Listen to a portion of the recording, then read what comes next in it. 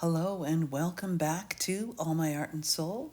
I'm Michelle Holden, the mixed media artist behind the channel, and we are in a new year, a new beginning, a clean slate, and I can say I'm finally dedicating the time and efforts and everything else that I need to start exploring for my new abstract series that has been sitting. Well, it hasn't been sitting, that's for sure, in my mind's eye, and I've been processing it and working it out for quite a while. So I just grabbed a 11 by 14 Canson mixed media. I don't know if I'm going to dedicate it solely to this because I think I want more freedom, more dimensions, and I want to be able to spin around, rotate the artwork, and it gets pretty cumbersome in a sketchbook. So as you can see, I'm just testing out. And welcome to my channel, new viewers. This has been a journey that has been a while, and I intend to keep on going as, two steps forward, one step back, as I was scrolling through Facebook, and that was one of our things we were discussing in the group. Less scrolling, more creating, and I hope that's a goal for you. But we need to spend some time relaxing, and why not get some more ideas? So I thought I would start a whole series, and I am. And then I went to my art store and bought some fluid paint by Liquitex, and I'm really liking it. I haven't gotten into it a lot. I've got the white, and what I thought was black was this metallic, and I forget the name exactly, and I will put the paint colors of what I use in the description below the video. I just got a subscriber who said she was looking around, he or she, for the color list on my one and only color video, and that's a whole separate series too that I am going to, because I need to now, dedicate some time to some color palettes that I want to use that would be really effective for this particular series. So we've got some blues, turquoise blue with the liquid, and also cerulean blue. And I thought, of course, in hindsight, I would now, but it's all an experiment. And I would experiment with some white shapes, then maybe some neutral shapes, and then go in with some blue, but not in an all over so early on. And this is what I mean by exploring different layers, different sequences of layers. Just mixing it up, and of course, trying to just create from within, not from Pinterest, not from, other artists that we absolutely love, but I love studying how they start and carry on, and I'm trying to transfer my voice, my style marks to that, but also developing my own process. So I think I'm ready to say, okay, I'm done with searching for art and other artists. There's so much beautiful art out there, is there not? And just dedicating some time just to do it. Because they're seeing it, thinking it, writing your notes, doing all this stuff, but once you get to it, it's a whole different ball game. So you know what I'm talking about. So this is looking really interesting. And of course, every once in a while, I've said I use an Osmo Pocket and the DJI software. Once in a while, a file will get corrupted and it won't download. I do not know. I have tried to research this and try different ways. So it was about 15 minutes, but looking at this video where I finish this section where I finish and start the next one, there really wasn't a lot that you would miss with me explaining, etc., etc. So here are some stencils. And again, these are Stencil Girl stencils. This is the organic, I don't know, Paths of Portugal or just abstract shapes. Put that in and you'll get a whole stream of them. And there's a lot. And they're not cheap, I must say. But fortunately, I have a student who, parent or who appreciate art, and I must thank you again. I was tickled pink to open up that gift and see all those wonderful stencils. You know who you are, and I cannot thank you enough. So I'm playing with also more of a monochromatic approach at the beginning. And then also, okay, so what's that accent color? What's the hero color, as Judy Woods would say? So that's what I want to experiment with too. I want to focus more on values before I do that.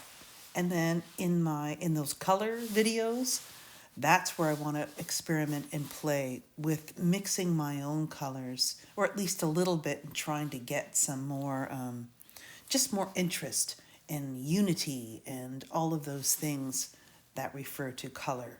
So the work just has more pop. The colors relate to each other. They speak to each other, and those little nuances and things.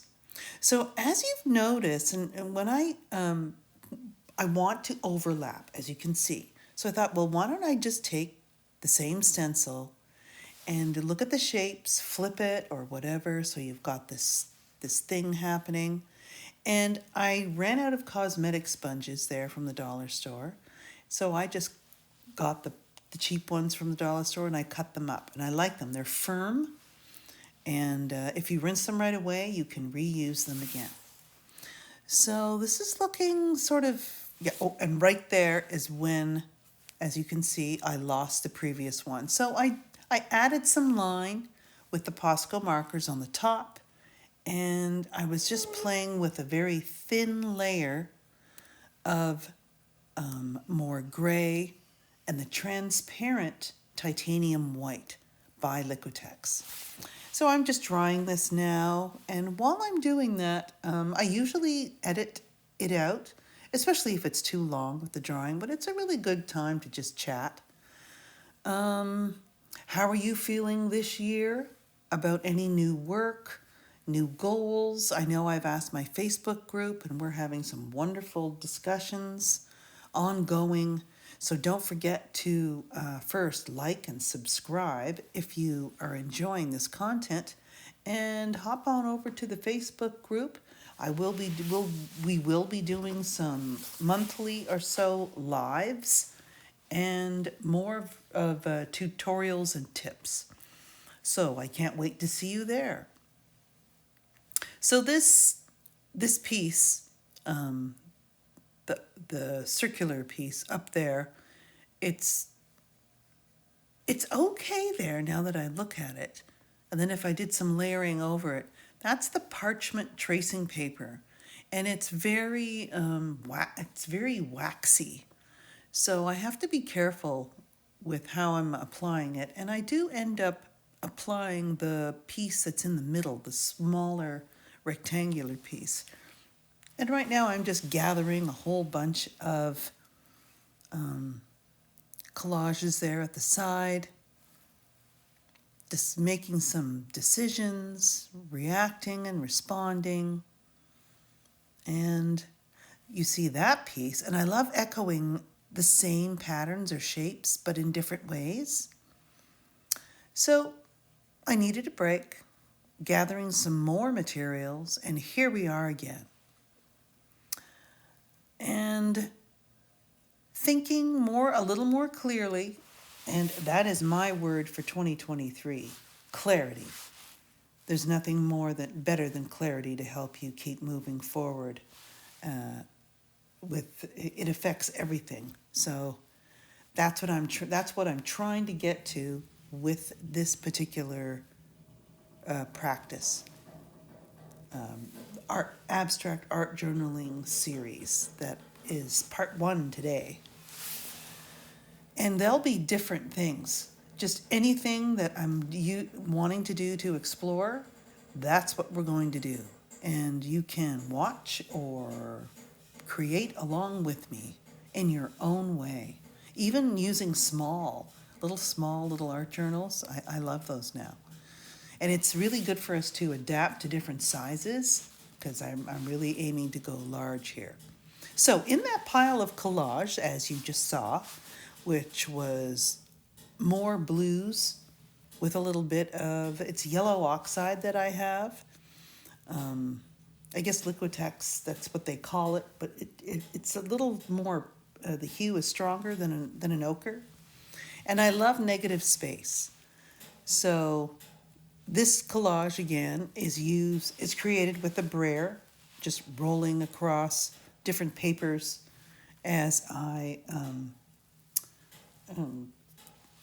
change palettes, finish up, and use up leftover paint. So just starting, and I know, okay, what haven't I done yet lately? So another difference is that difference. The previous one was a very thin layer, then collage. No, I did some line, collage, thicker line. And once you have something that works, and I'm still looking for my combination, then I'm going to repeat it maybe once or twice. Maybe not all over the whole entire piece, but in some areas. That was the transparent white titanium, and it is so cool. It's so much more transparent than your regular titanium white. So I'm just applying it with some brush here, just some new brushes. My other ones were getting a little, the edges, I couldn't create crisp edges. So now, of course, my brayer comes in, and I love it for lifting and erasing any brush strokes. So I'm thinking, okay, that needs to show up a bit more. So it's the contrast. So I clean it up, and I traded my cotton rag for just a cheap dollar store J-cloth. It's way more controllable, and it holds the moisture better. Plus, I do use it until it's like, I better throw it away. So I was looking, and I have the piece right in front of me, and I usually like to do that. You can hear my hand going over the surface. Letting go of other work that we've seen. What I'm trying to do is to let go and allow. Maybe those are the words. Of whatever, and accept it and just go with it. Even, some moves might be really ridiculous, of course, that I'm going to, well, yeah. But then maybe I would. Maybe I should do that. And I'm trying to get a flow going that's authentic to me. And I know that that's a big goal. Well, it's almost our end goal, because we're trying to find ourselves. Our art reflects our search. Who are we? What are we? It's an inner journey, and I'm not gonna reveal, my new series yet, but it has everything to do with that. So it has to be authentic. It has to come from within me, not outside. But of course, I know I've picked up a few processes and different steps and things along the way, And I just have the feeling I'm ready to do this. And I've got some pretty large canvases that I'm going to be ready to use very soon, but I want to make my way up. So this is another Stencil Girl stencil, and I really love the pattern that's repeating across. And if you stay and watch the video, you'll see what I do. And you know that I love to use those little dots, and I've got a whole new pack of Posca pens, just white and black, small, medium, and very large. And I love dots, and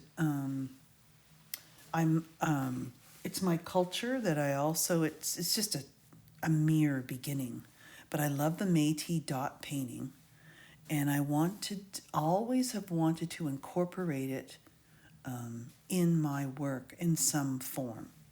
So bear with me as I explore and play with that idea. Also, the New Zealand Aboriginal dot and circles, and it just has that feeling of that repetition and that flow of energy.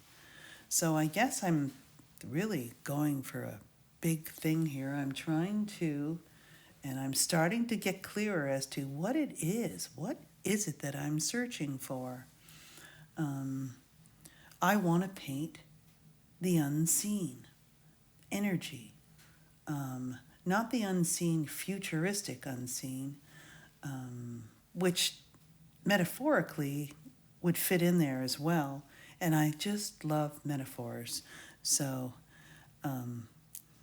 it's just as a side where I work, I sort of get teased because I'm always using metaphors in some form in my vocabulary, and it gets a chuckle every once in a while. And it's good. It's good to laugh at yourself. That's all. So way to go out there. I'll just keep on doing it anyway. Okay. So what's going on is, so you have this flow upwards, and in its direction and energy and flow, and moving the eye across the canvas or the substrate, whatever it is. And I want it to be ambiguous. I want the viewer to think. I want to just have things that are hidden in there, and I'll get clear as to my exact artist statement, which is what I need also to work on. And I'll just keep lots of notes going because I have notebooks galore everywhere. But now I know what I need to do. So there's that piece that's going down, and I just love that little accent of pink, because then it's just what it needed. Your ratio of your color palette, your accent color, your main color, and it's so fascinating. So I thought, well, let's continue some more horizontal shapes or lines or energy from that pattern and bring it all the way across. And then I do end up using my brayer. And this is some more of that transparent titanium white mixed in with, that's teal, golden. And it's thick from the tube. And I find that paint really lasts long, and you can thin it down. We can use different mediums, which I am using now, and experimenting with different transparency, translucency, opacity, and texture. So this is a visual texture that I'm creating now, and later on I want to have use some cardstock or molding paste, which I'm out of. I have to go get even gesso, and so that's what I'll be doing. And notice that I put the layer behind, so just created another nuance there. I don't know if I like that. It's very native, it's very particular, but it's just exploration, it's just playing. And notice here, I'm not making a fancy fine edge like it's a finished piece of work. I said, no, I cannot do that. At least in this journal, I want to go right to the edge. I want to keep it raw and explorative. So now I have my Posco pen, and I am also going to explore with the larger dots. I've been looking around at, and this is why I go search other artists that I know can create this glowing light. The light, how to paint light, which is an energy, is amazing. And I've captured it in some earlier works, in some landscapes. I used to paint twilight time of day and then have this water, this reflection. But I want it in an abstract form. So that's what I'm going to play with. So I'm just carrying on and having fun with these little dots of energy flowing around and guiding the eye across. And then feeding that other one in. I noticed that this one I went with 2s instead of 3s, which is very interesting. I usually do things in 3s. Who knows why? So I just left it. And these black shapes made me want to go inside with white. And I thought, well, why don't I just keep going across here? Because everyone is so different. They repeat. So why not make more? Leading right to that shape, and then you come down and over and up. And right now you're not really going up on the left side, but I put in a nice piece of black and white collage that I think solves that.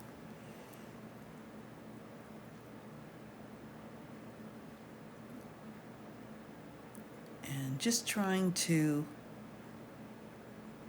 hide that the brush stroke went in later on. So I'll lighten that up, and then I just dab it with the cloth.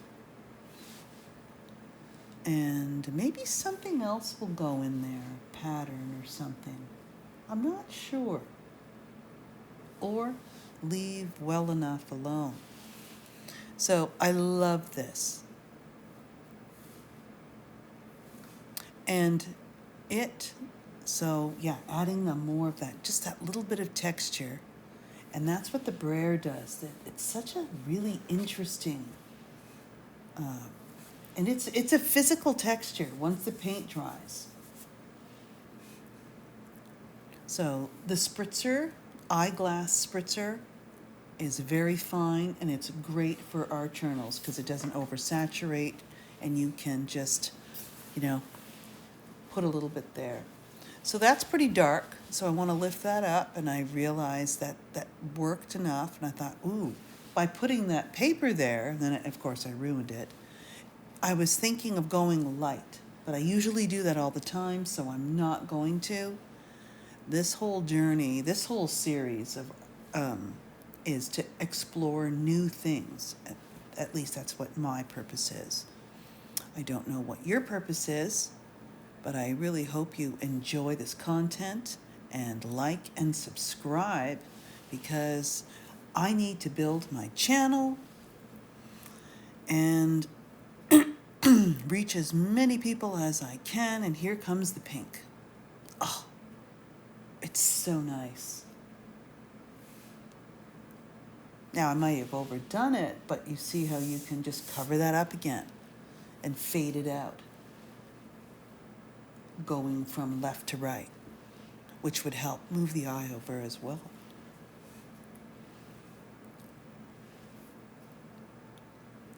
Noticing, yes, pink and orange together, I just love. And so I threw that down there. It makes the eye. And then I thought, okay, to alleviate that issue of too much of that zigzag stuff going on, I just put in a piece of collage underneath. And then I notice that circle that's under the blue above it disappeared. So I put a similar piece of collage on top. Now, seeing this and seeing that, I don't know. I think it's more mysterious with the circle hidden. If it was a brighter color to begin with. And then, but you can always fix that. You could put a glaze on there, or I could put a glaze on there, and then bring that blue back over the top, which I think I will do. It'll push it back.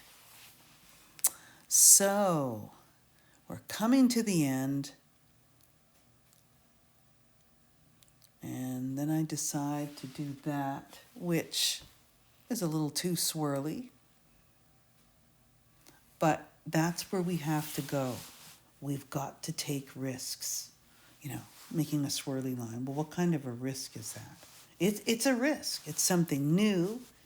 And if you don't like it, you can brayer over it, paint over it, rub it out. Then I thought, wow, let's add some more of that nice blue down below. And then it created this arc shape. And it's pretty cool. And it's push behind. I didn't notice that until later. So I'm thinking blue, it needed some contrast. So, doesn't really work, so I scrap that idea. And then, there it is.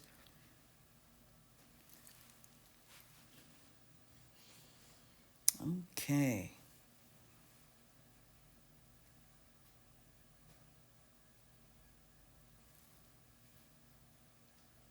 Wonderful.